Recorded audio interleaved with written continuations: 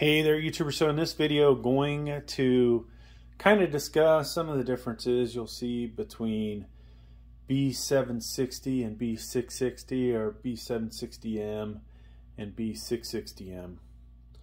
So what do we have in front of us? Well, 4 different motherboards. We've got a Gigabyte Gaming X B660. We have a Gigabyte UD B660 DS3H. Then we've got the smaller version of that, but this time B760M DS3H, and then the best of this bunch, the Aris Elite AX B760M. All right, so differences between these. Let's just look at this B660 here. Full ATX, okay. If it's got a B660M, it's micro ATX. If we were looking at ITX, which would be even smaller than that, that might have a B660i in it, or it might say B660 ITX. CPU compatibility. All of these are supposed to be good for 12th and 13th gen. The B660s require a BIOS update. The B760 or B760M right out of the box are good for 12th and 13th gen. That may not be the case for some RAM, though. You may need to update the BIOS to get all the RAM to be compatible that is supposed to be compatible. Now, other differences, now that we're talking about RAM, you can have either 2 sticks or 4 sticks of RAM. All of the examples here show 4 sticks. The cheaper motherboards or ITX would have possibly just 2 sticks of RAM. And depending on the quality of the motherboard, you may have DDR4 RAM, or like the one at the end here, this has DDR5 RAM in it. All right. Faster RAM, usually comes at a cost though. Now price wise, you can pick up a cheaper B660 probably for under $100 these days. I know this guy, the micro ATX version of it, was available for $109. Cheapest B760 M would be this one at $119, and there's a Wi-Fi version for $139, where this guy over here is really, these are hard to get, this full ATX with AX, but there is a ATX, micro ATX version of this. It's available for $129. Now at the high end, and which isn't necessarily this guy here, but mid-range wise, where these switch to really being decent motherboards, about $180 is what this one came in at. You can spend over $300 on a B660 or B760. Now what are you getting for that? Well, some of those actually allow a base clock frequency type overclock on your CPU. Those would be the ROG Strix or ROG Strix motherboards that have that ability. Now most motherboards these days do not allow that. It's just a way to get a little bit more boost out of some of the locked CPUs that are shown here, or these are actually unlocked. So speaking of that, got 4 different CPUs here. Like I said, all of these are compatible with 12th and 13th gen, which also means that you can run locked or unlocked. So kind of almost can tell by the box. These are locked. They came with CPU fans. These are unlocked CPUs that allow overclocking, run at a higher temp, and do not include CPU fans. Now, though these are all able to be run on these motherboards, only say this B660 and this B760M would I recommend Why is that? Well, you can kind of tell by the heat sinks that are here, better VRMs here, really almost no heat sink here, barely anything here, and then this one's got, you know, much fatter one. These will be better for a CPU that runs a little hotter right out of the box, right? So other things you'll note that are going to be different between motherboards. You may find that you have more M.2s on different motherboards. Like this one allows 3 on the motherboard itself. Of course, you have additional PCIe expansion slots where you could add additional ones. This one allows 2 M.2s, but it's got 5 expansion slots. The Micro ATX version, I believe, only has 1 full size and 1 smaller one. Just like this guy. So this is the B760M DS3H. You have spots for 2 M.2s on here, and don't even ask me how the hell this one works to secure that one, but we do have a drive under here. And then the Aorus Elite AX has the heatsink here. This is where you want to put your operating system. This guy here pivots to secure that M.2. Now you'll see a lot of other differences. Usually on the higher end motherboards, you'll see plastic enclosures to protect them.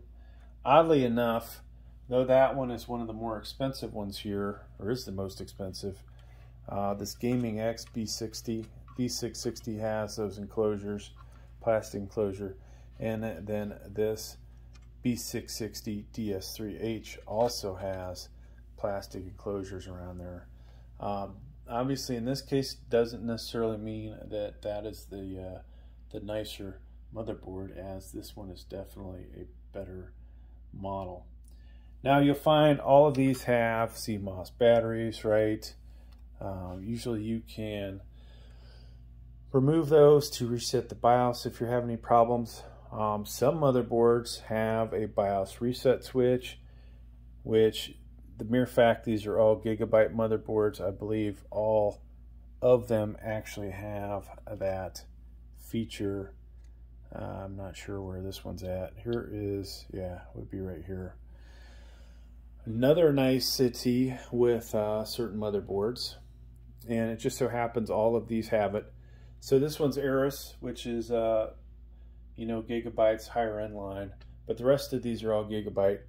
These all have the ability to update the BIOS without having a CPU installed, which is a nice feature. You'll find a lot of the other motherboards have that, and then quite a few do not. So definitely something to consider when you're purchasing.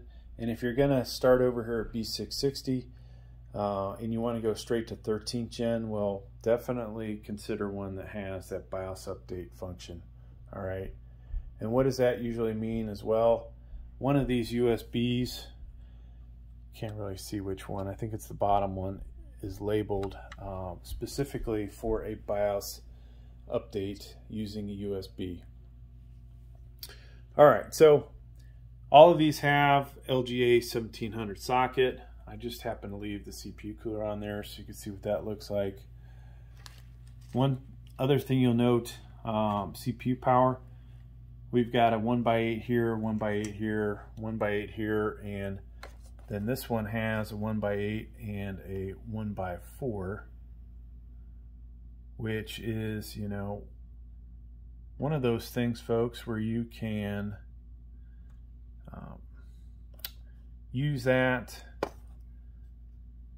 In this case, not as necessary as on, say, a Z790 or Z690.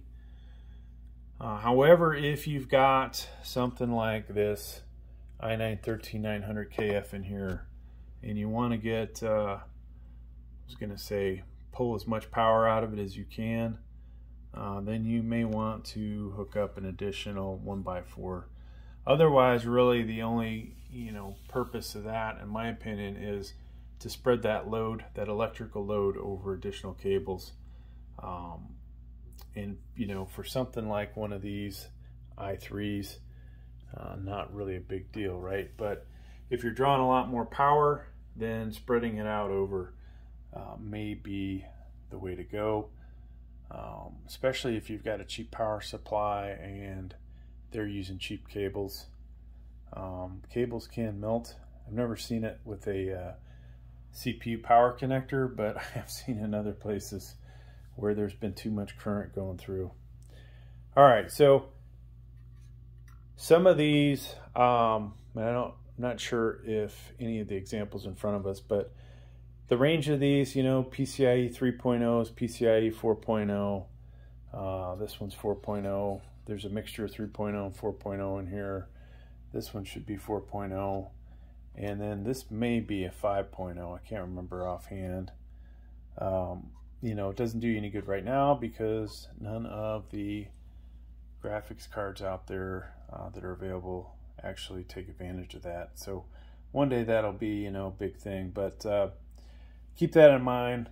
You know, higher bandwidth through the bigger number if your graphics card has the ability, right? So if you're buying a old GTX 1080, you know, it doesn't really matter. 3.0 is as good as it's going to get. If you're buying a RTX 3090, you know, then PCIe 4.0 is going to be a bit better. As there's also different sizes of these. You see these PCIe, they're either 3.0 by 1 or 4.0, but smaller size, something you would plug in an expansion card into. This one doesn't have Wi-Fi, so you might use that for a Wi-Fi card. Pretty much similar all along. USB 2.0s in every one of these, which, you know, you'll use that, one of those for your case, and the other one possibly for a Wi-Fi card if you need that. HD audio, that's coming from your case, you'll need those. And then a lot of times you'll have a USB 3.0 in your front case, so you need one of these. You might have Type-C Charlie on your case, and most of these have that except for, I think this B660 doesn't have it, but that B760M did not have it, but this one does. 24-pin power connector, ATX power supply, standard on ATX motherboards.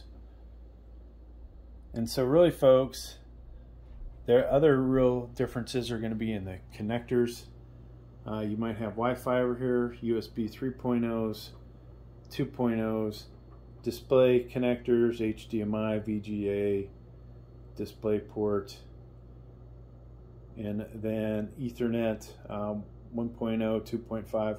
I don't know if any of these have 10 in the B660 or B760, but if they did, they would be in the higher range. Then, you know, combination of different audio connectors here, line out, line in, mic, side, rear, sub, and you may even see like a fiber optic out like this one has. Other differences, this has a built-in I/O shield.